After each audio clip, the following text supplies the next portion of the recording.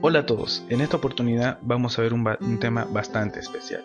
Vamos a ver ruidos de auscultación cardíaca. Este video va a tener la siguiente dificultad. Si bien es claro que les voy a proyectar de forma práctica lo que ustedes tienen que saber para su día a día en la medicina, esto es algo que lo van a poder consolidar solamente estando al lado del paciente. ¿Ok? Con esto que ustedes sepan y tengan las herramientas para cuando les toque auscultar a un paciente, sepan reconocer y saber cómo proceder. Está bien, recuerden que esto no tiene la intención de sustituir ningún libro ni clase en la universidad. Si tienen la oportunidad de estar o de consultarle a algún cardiólogo o algún médico con mayor experiencia, le va a ser beneficioso. Sin más que agregar, comencemos. Para que nos sea posible el comprender los fenómenos estetoacústicos es necesario el buen conocimiento de los eventos que constituyen el ciclo cardíaco. El trabajo mecánico del corazón utiliza dos variables, volumen de sangre y presión. Se puede resumir también que el ciclo cardíaco es sístole y diástole, en pocas palabras eso. Pero vamos a ver cada una de ellas.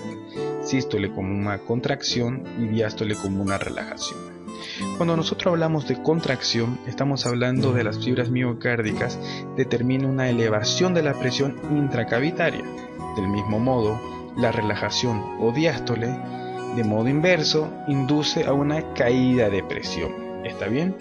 Vamos a continuar. En un momento dado, el ciclo cardíaco ocurre un reposo eléctrico y mecánico del corazón. A partir de ahí vamos a comenzar a hablar de lo que es el ciclo cardíaco. Y vamos a comenzar por ¿dónde? Por la fin de la diástole. Cuando nosotros estamos en la fin de la diástole, vamos a tener los folletos de la válvula mitral semiabiertos. ¿Qué quiere decir esto? Ustedes aquí tienen una representación de una válvula cardíaca. Tiene las valvas, las cuerdas tendinosas, tienen los músculos papilares. Perfecto. Cuando nosotros hablamos que está abierta en todo su contexto. Está ampliamente abierta. Y cuando hablamos que está cerrada, esta teóricamente está sellada. ¿Está bien? Cuando nosotros hablemos de estenosis, perfecto, quiere decir que está mal abierta. Por algún defecto, las válvulas valvulares no se abren ampliamente como la imagen anterior. ¿Está bien? Del mismo modo, cuando hablemos de insuficiencia, las valvas no se cierran completamente, sino que dejan un espacio, una abertura, para que haya un reflujo sanguíneo. ¿Está bien? En pocas palabras es estenosis mal abierta, insuficiencia mal cerrada. Utilicen esos conceptos. No se me pongan filósofos con que el vaso medio lleno, medio vacío, que medio de aire y que medio de agua, o que al final tiene todo porque el aire es también un elemento. No. Estenosis mal abierta, insuficiencia mal cerrada. ¿Ok? Vamos a continuar.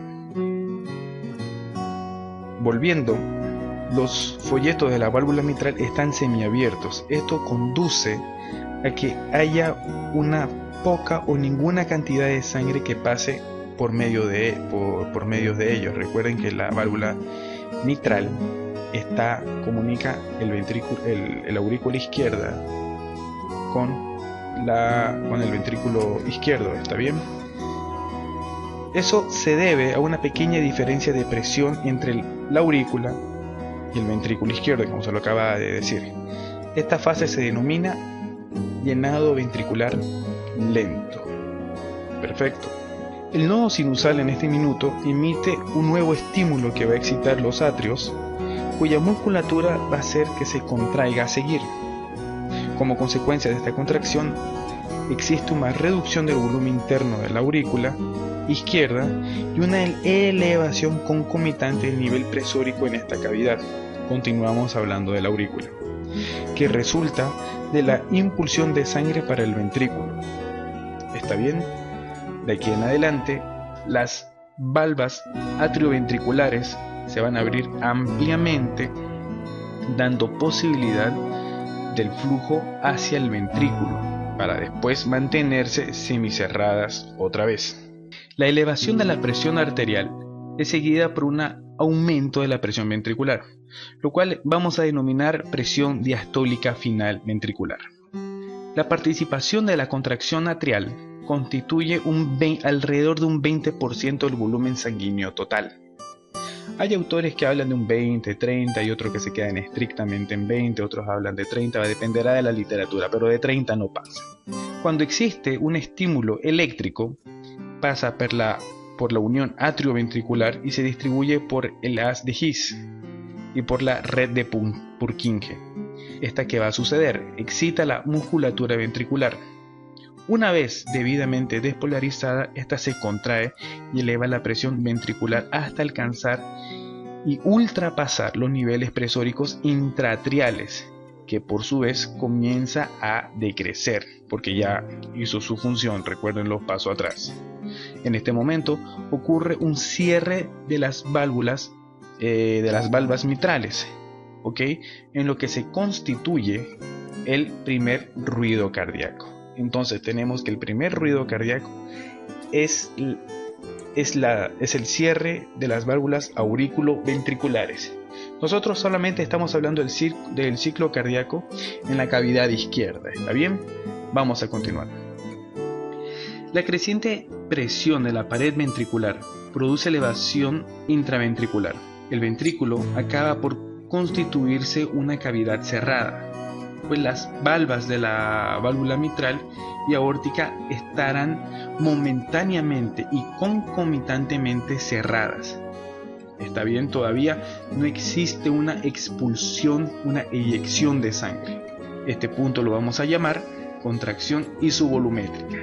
En la contracción isovolumétrica, tanto la válvula mitral como la válvula aórtica se encuentran momentáneamente cerradas ambas. Esto que nos va a producir que exista una eyección ventricular. ¿Cómo se va a producir esto? Cuando la presión intraventricular supera la presión intraaórtica, se abren las válvulas sigmoides aórticas y esto se denomina eyección ventricular. Y esta eyección ventricular se va a dividir en fase rápida, lenta y protodiástole de Wiggers. En esta fase del ciclo cardíaco deben ser recalcados los siguientes eventos.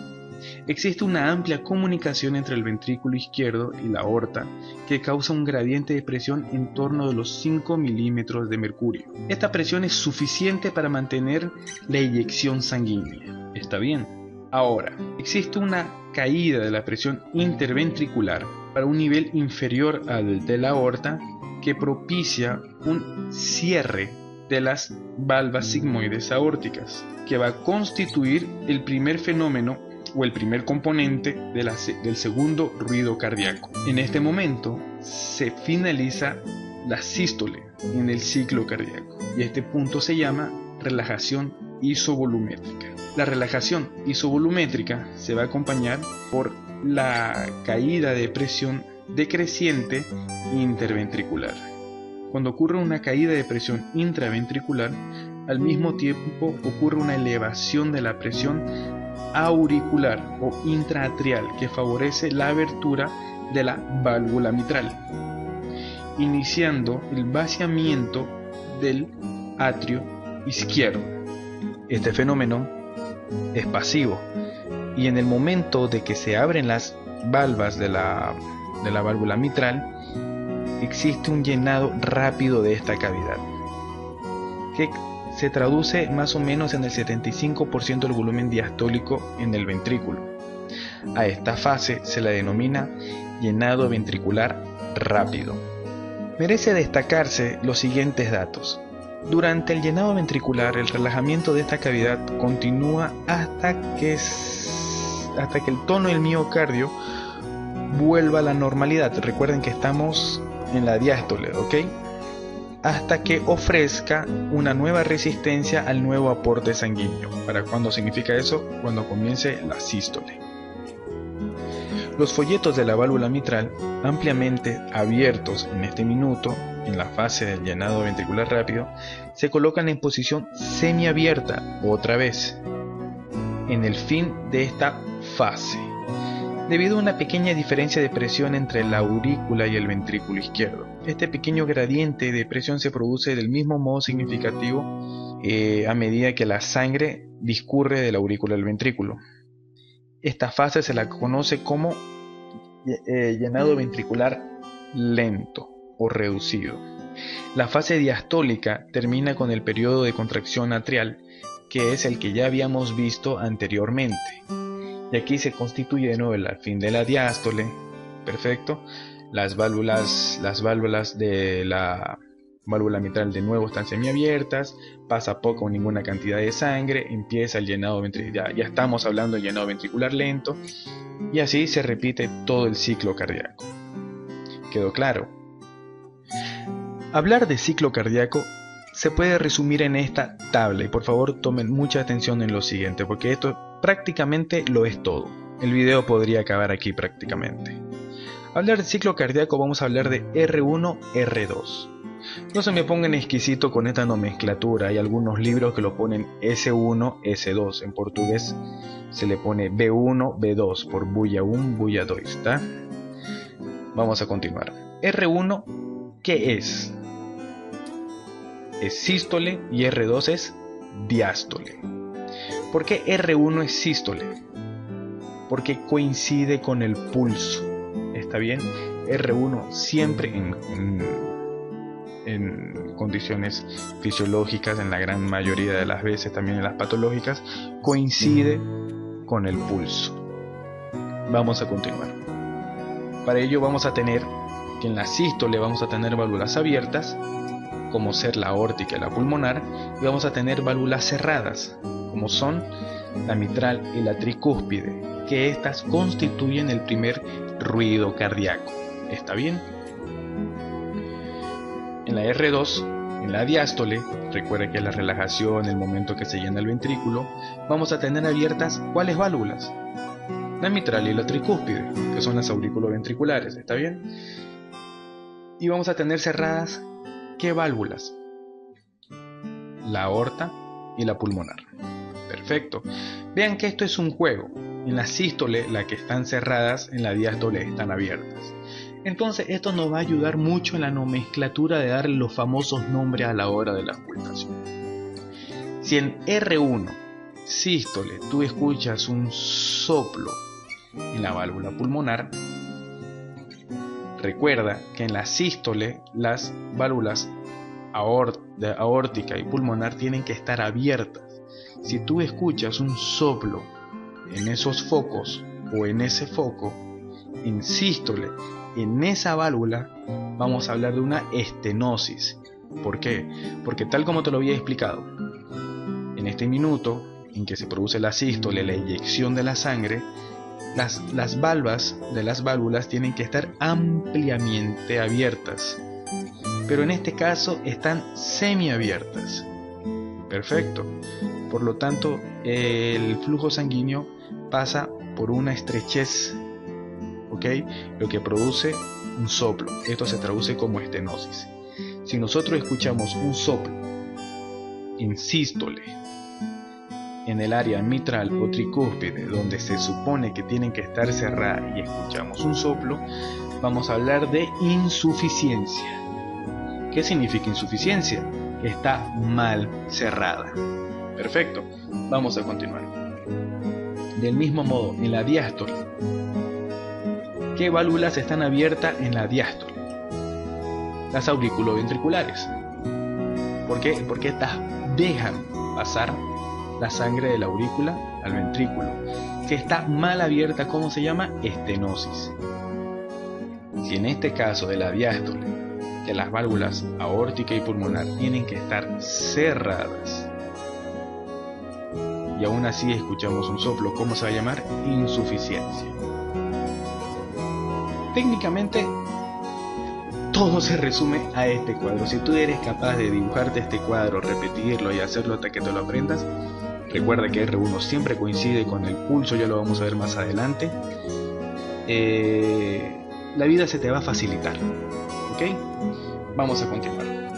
Vamos a ver los focos cardíacos. Aquí les pongo una representación de un tórax Está bien, para que podamos ver los focos y es tan solo una representación acercada, ¿ok? No se me pongan muy anatomistas. ¿Está bien? Vamos a comenzar con el foco aórtico. Se sitúa en el segundo espacio intercostal derecho paraesternal. Aquí hay un detalle que quiero resaltarles, que no en tanto se debe ser consciente de que muchas veces el mejor local para percibir los fenómenos acústicos de origen cardíaco es el área comprendida entre el tercer y cuarto espacio intercostal, próximas al esternón, al paraesternal izquierda, en la que se denomina foco aórtico accesorio. Eso lo vamos a ver más adelante, ya el foco de R. ¿Está bien? Este es el foco de la aórtico. ¿Está bien? Ahora, continuando, vamos a ir al foco del área pulmonar. Se localiza en el segundo espacio intercostal izquierdo, paraesternal izquierdo, y en este foco se dan las condiciones ideales para el análisis de los desdoblamientos fisiológicos y patológicos del segundo ruido cardíaco. ¿Está bien? Y ahora vamos a hablar del área tricúspide. Corresponde a la base del apéndice cifoide, ligeramente para la izquierda. Los fenómenos acústicos originarios en la válvula tricúspide, principalmente el soplo sistólico indicativo de una insuficiencia de esta válvula, como lo vimos en la imagen anterior, es a veces indispensable el realizar una maniobra que es la maniobra de Carballo, ya que muchas veces este soplo se puede irradiar hacia el área mitral. ¿Está bien? Por eso, con esta maniobra, que consiste en una inspiración profunda, en la que, si se obtiene una intensificación del soplo, podemos constatar y declarar que ese soplo es de origen tricuspidio. ¿Está bien? Continuando con el área o con el foco mitral, vamos a decir que este se sitúa en el quinto espacio intercostal izquierdo, línea media hemiclavicular izquierda correspondientemente, y este punto corresponde al ictus cordis, o la punta del corazón.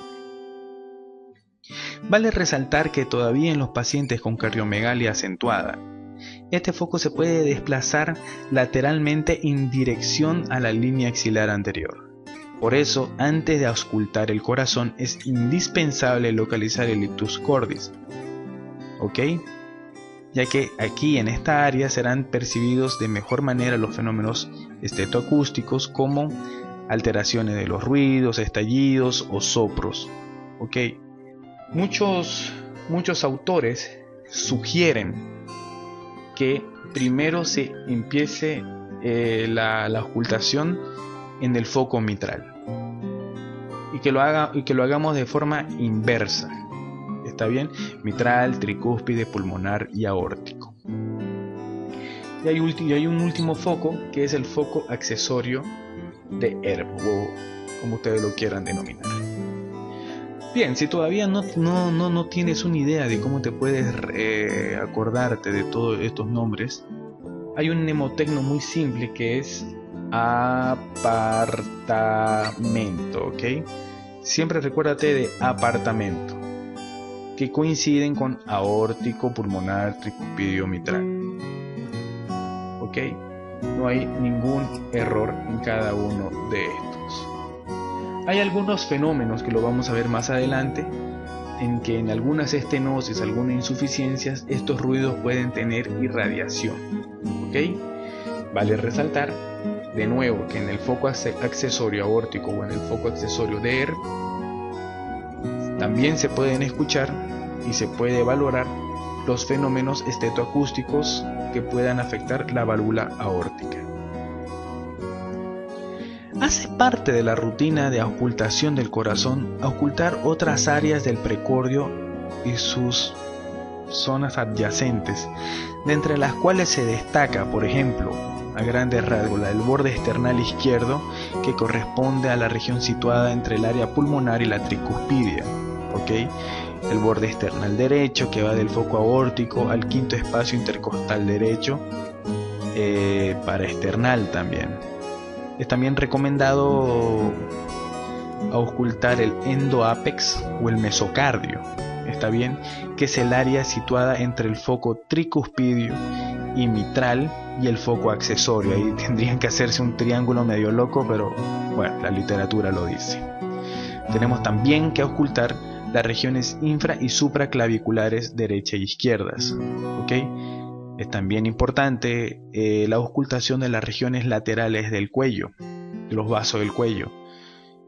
Este punto es muy importante para ayudar a la caracterización del soplo en la estenosis aórtica, que tiene una irradiación en dirección al cuello por todo lo que es la anatomía perfecto del callado de la aorta, etcétera, etcétera, etcétera. Ojo que el callado de la aorta no llega hasta allá, pero el fenómeno acústico tiene repercusión en esas áreas. Como también pueden ser ocultadas algunas obstrucciones de conducción, que más adelante también lo vamos a ver. Otra región importante a ser ocultada son las regiones interescapulovertebrales, principalmente la izquierda, que es con la que mejor se oculta el soplo de la persistencia de canal arterial. ¿Ok? A continuación vamos a ver la semiotécnica. Para hacer una buena ocultación del corazón, el examinador debe siempre llevar en cuenta los siguientes aspectos. Aunque parezca ridículo, tenemos que conocer el estetoscopio. Esto es algo bien absurdo, pero es algo que lo tengo que decir. Disculpen, hay mucha gente que esto lo utilizan de collar. Hay gente que gasta dineral o el dinero se lo regalan y no tienen idea de lo que tienen colgado. Hay un video, uno de los primeros videos del canal, hablo de esto. Bueno, aquí les presento el estetoscopio. Uno normal y corriente. Aquí no vamos a hablar de marcas ni nada de eso. Tenemos las olivas, que son aquellas piezas auriculares en que nos proporciona una adaptación al meato auditivo, ¿ya? Cosa para crear un sistema cerrado entre el oído y el aparato. Tenemos los tubos auditivos, ¿está bien? Que comunica las piezas auriculares y el tubo de conducción o el tubo de plástico, y la armazón metálica, que lo vamos a ver en el siguiente paso. Está bien, que se curvan hacia adentro, que hacia adentro tiene una ligera proyección hacia adelante, que es la que coincide con el hueso temporal, está bien. Hay que también saber colocárselos. Y tenemos el regulador de tensión, que esto lo que hace es que nos mantiene cerrados los tubos auditivos, lo que nos ayuda a ejercer una presión. Sin este dispositivo, técnicamente los tubos auditivos se nos abrirían, ¿no? Hay modelos que lo traen, hay otros modelos que lo traen forrado con el plástico, etcétera. Para gustos, colores. Tenemos el tubo conductor, no soy yo que le pone los nombres, por si acaso los nombres de fábrica. Tenemos la campana y tenemos el diafragma. Esta confusión se da bastante. ¿Cuál es la campana? Pues es la membrana chiquitita, okay, de arriba, y el diafragma es la que tiene una mayor dimensión. Como lo habíamos dicho, estetoscopio como gustos, colores. Hay de distintos modelos, está bien. Ahí pueden ver que se aprecian diferencias a la vista. Hay otros que no tienen la campana, tienen tan solo el diafragma. Hay otros que tienen unos modelos medio especiales. Aquí tenemos otros que el diafragma y la campana tienen una característica distinta al primer estetoscopio que lo habíamos mostrado. Y tenemos otros que tienen algunos gadgets. Está bien que algunos traen o son electrónicos, otros traen un reloj, está bien, que ayuda a la ocultación. Eso ya es más exquisito. No vamos a hablar de marcas ni nada. Sepan que esta variedad y la anatomía de estos es así. Hablando de la semiotécnica, ya hemos hablado de los estetoscopios. Ahora tenemos que hablar de la posición del paciente. El médico y el paciente deben posicionarse cómodamente en el momento de la ocultación, que será efectuada con el paciente en la posición acostada, sentada en decúbito lateral izquierdo, y a veces se utiliza otra posición en la cual el paciente inclina el tórax sobre la camilla donde se esté examinando o sobre la mesa en donde se está examinando. ¿Ok? Eso vamos a ver unas imágenes. Aquí ustedes pueden ver que la convencional o la posición padrón es la de cúbito dorsal, con la cabeza apoyada en una pequeña almohada con el tórax completamente desnudo. El médico siempre está al lado derecho, ¿ok? No se olviden que es por el lado derecho que se examina. Puede estar de pie o sentado conforme a la altura a la cama o en la mesa de donde se esté ejecutando el examen. Podemos tener el paciente de pie o sentado, en este caso se lo estoy mostrando sentado, que puede estar al borde de la camilla, está bien, o de la silla, con el tórax ligeramente inclinado hacia adelante. Eso puede variar. El examinador se pone de pie al lado derecho del enfermo o del paciente, y esta última posición es la más propicia para la ocultación de fenómenos estetoacústicos originados en la base del corazón. Otra posición es la que tenemos, la de cúbito lateral izquierdo con la mano izquierda en la cabeza, como se lo estoy mostrando en la imagen. De este modo se evita que el brazo esté colgado o esté pegado al tórax, está bien, impidiendo así el acceso al precordio, por si tenemos que tocar el ictus cordis o el choque de punta. El médico continúa de pie al lado derecho en esta posición, y esta posición es la más adecuada para ocultar los fenómenos del área mitral. Algunas veces hasta el tercer ruido es más audible en esta posición de cúbito lateral izquierdo. Un dato así de letra chica de los libros habla que también es la mejor posición para escuchar el soplo diastólico de la estenosis mitral.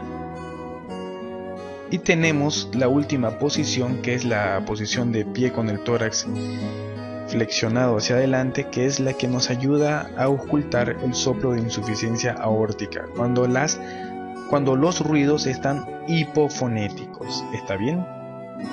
Recuerden, esta posición de pie inclinado hacia adelante nos va a ayudar a la ocultación del soplo en la insuficiencia aórtica cuando los sonidos son hipofonéticos. Cambiar al paciente no es algo que se haga siempre en la rutina, pero corresponde hacerse en el caso que se escuche algún fenómeno estetoacústico que demande mayor atención. ¿Está bien? Ante la duda, como saben, siempre pregunten o vayan con algún cardiólogo o con algún médico de experiencia de su confianza. Continuando, tenemos que hablar sobre la orientación al paciente. Estas orientaciones deben ser hechas al enfermo de una forma clara, en un lenguaje que él pueda entender. Recuerden que tecnicismos médicos solamente los médicos lo podemos entender y el agente de área salud. No siempre vamos a estar con gente con un nivel muy alto. A veces nos toca estar con gente que no es muy letrada, por si así quieren decirlo. ¿Por qué coloco aquí orientación al paciente? Porque cuando se desea que se altere el modo del respirar o se desea hacer alguna maniobra como la de Valsalva, aumentar la amplitud al inspirar profundamente, una expiración forzada, todo lo que tenga que ver, tiene que ser siempre con un lenguaje claro. Vale resaltar que para ocultar necesitamos de un ambiente silencioso.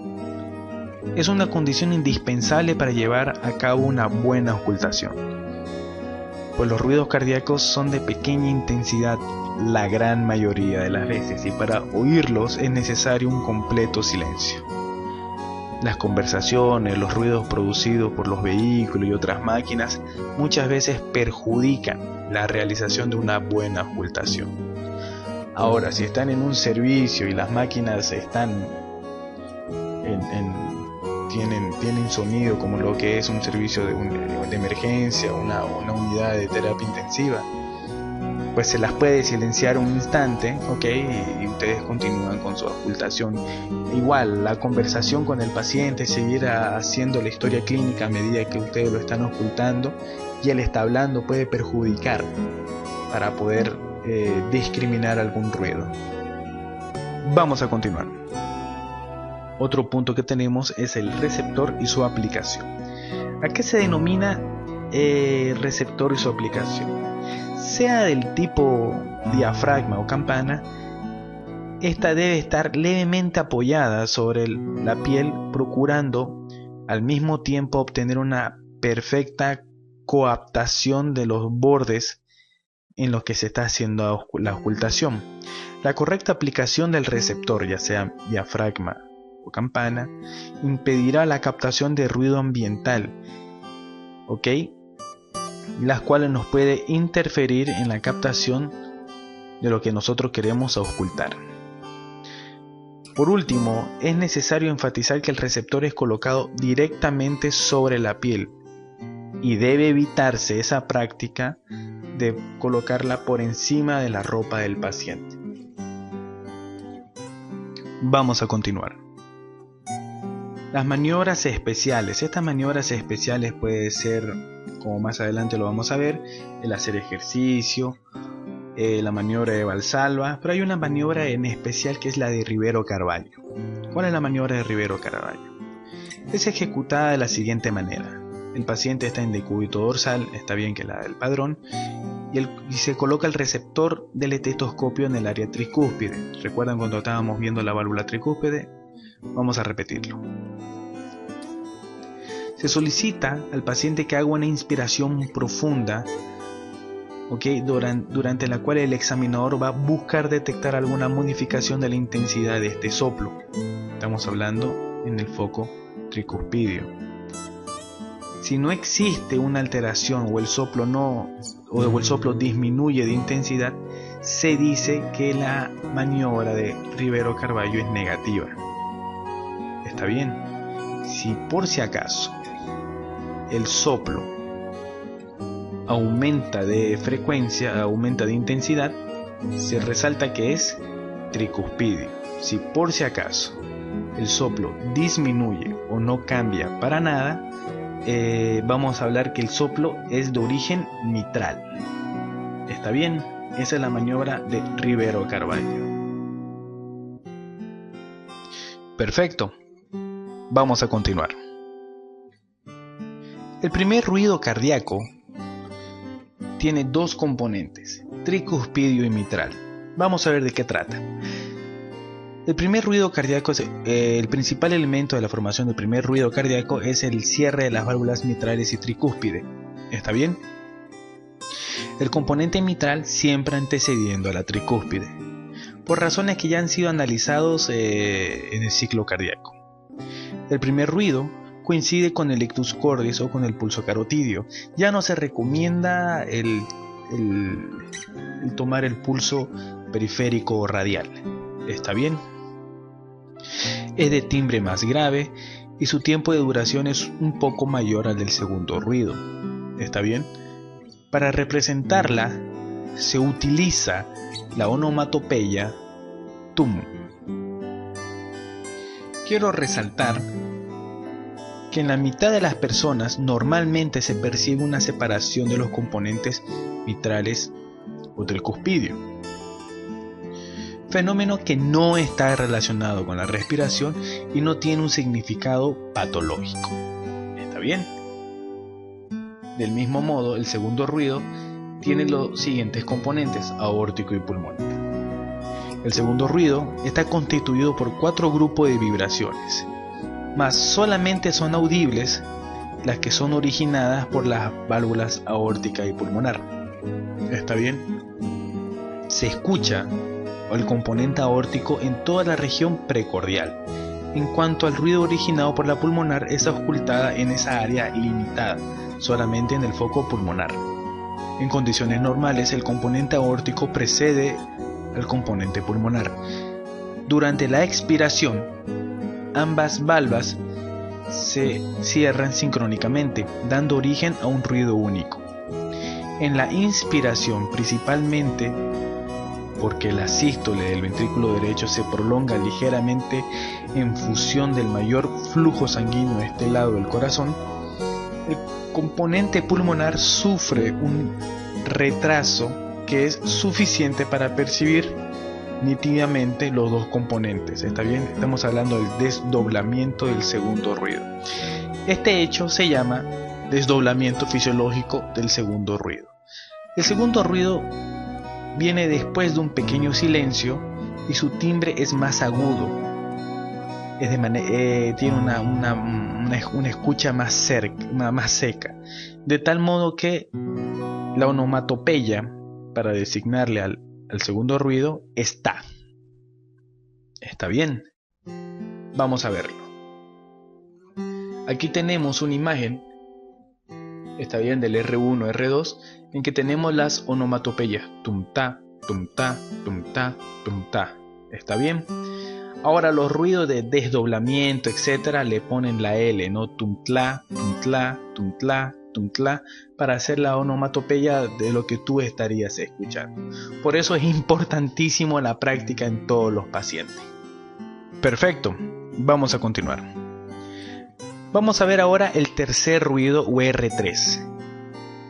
El tercer ruido es un ruido protodiastólico de baja frecuencia que se origina por las vibraciones de la pared ventricular súbitamente distendida por la corriente sanguínea que penetra esta cavidad durante el llenado ventricular rápido.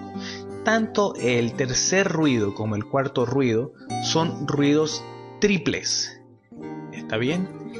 Estos ruidos son siempre diastólicos. Perfecto.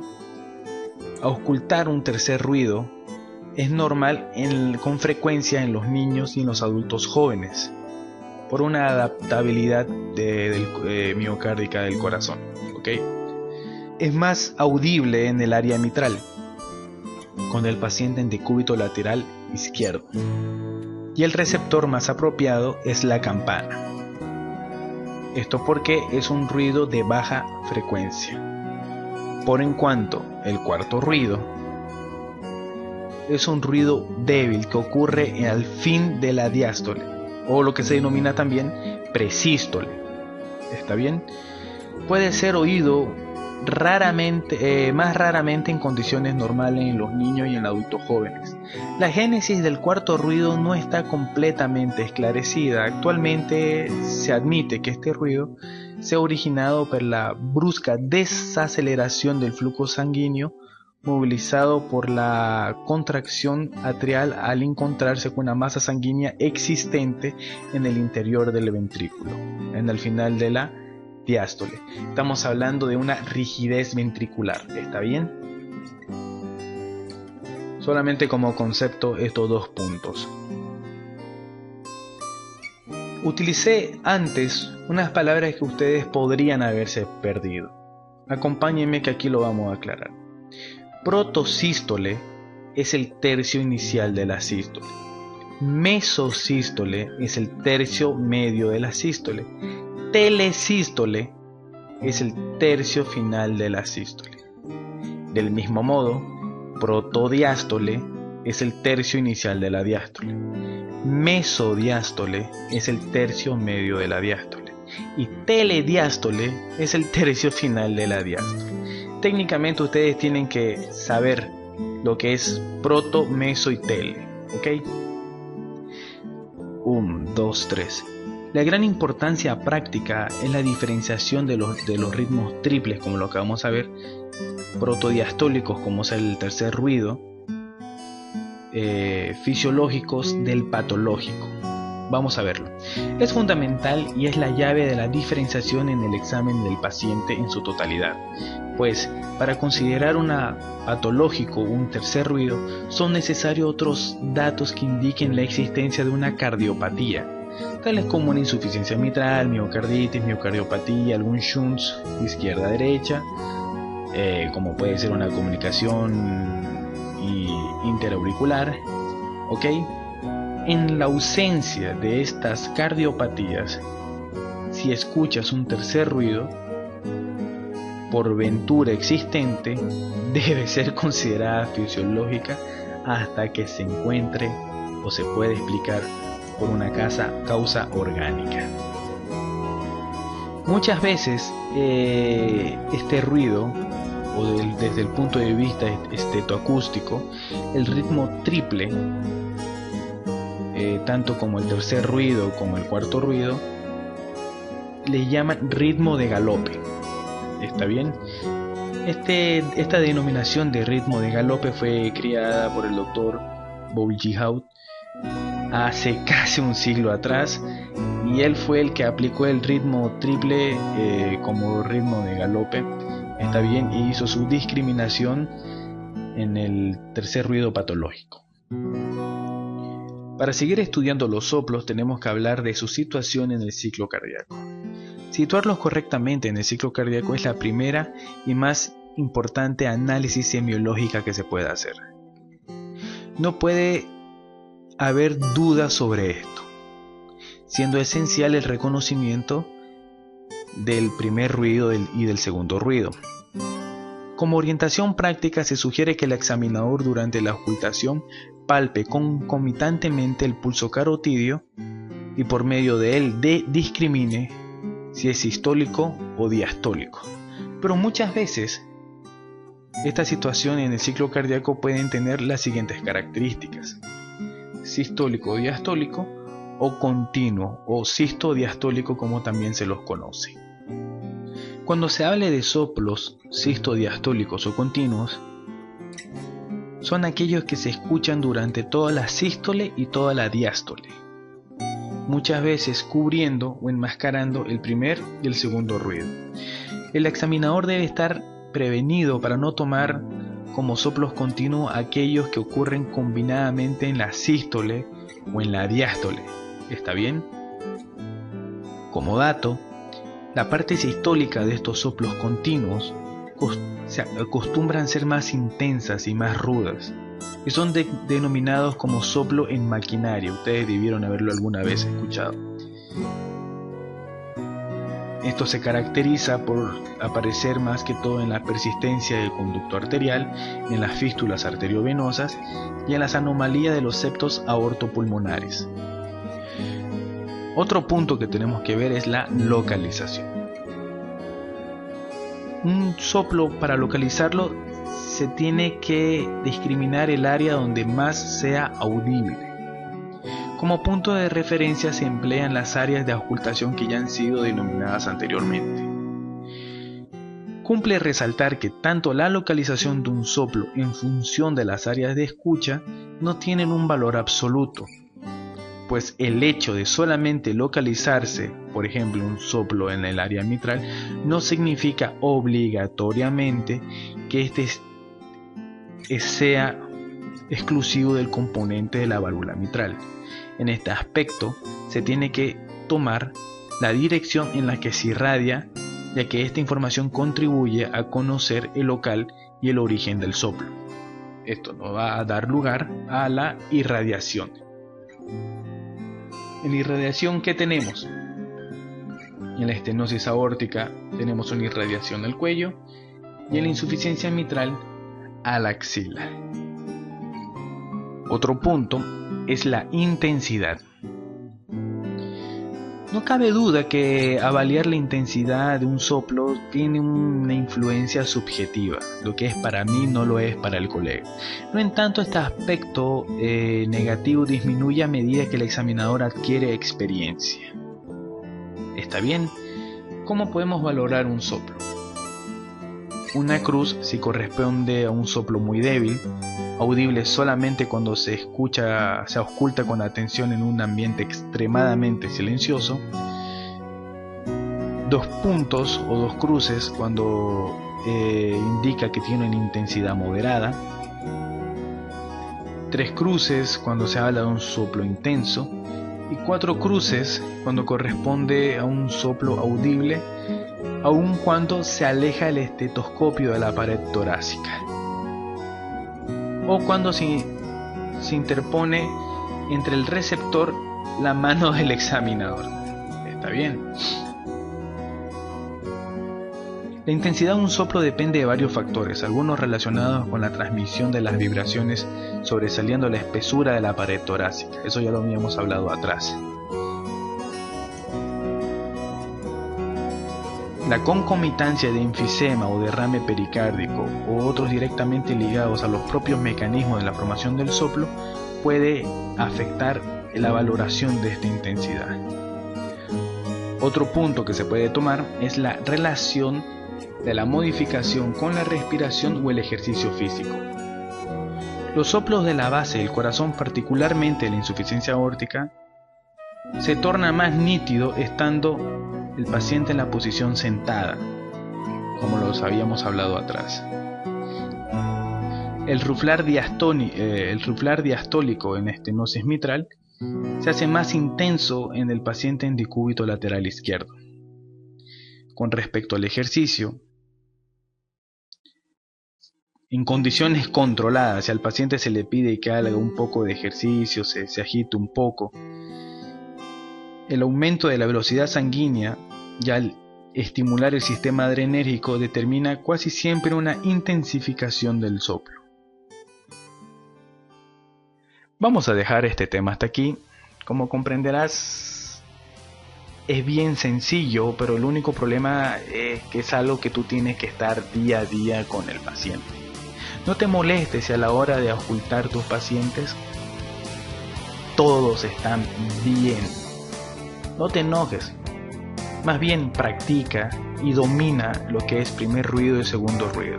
Si tienes la oportunidad en casa, ausculta a tu familia, tus padres, tus hermanos menores, a quien tengas al lado. Auscúltalos a todos.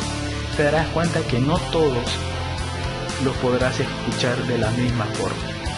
Está bien, si conoces a alguien o si estás en una unidad cardiológica y tienes la oportunidad de auscultar pacientes que tengan anomalías estructurales del corazón, pues te va a enriquecer bastante. Para ello, busca el consejo de algún cardiólogo, de algún médico con más experiencia, para que éste te pueda guiar. ¿Está bien? Este tema de la auscultación es netamente práctico. Espero te haya servido esta breve explicación. Te invito a que me sigas en mis redes sociales, Facebook, Twitter, Instagram, son redes donde estoy muy activo diariamente. Sin más que decir, me despido y recuerda que estoy siempre a tu disposición.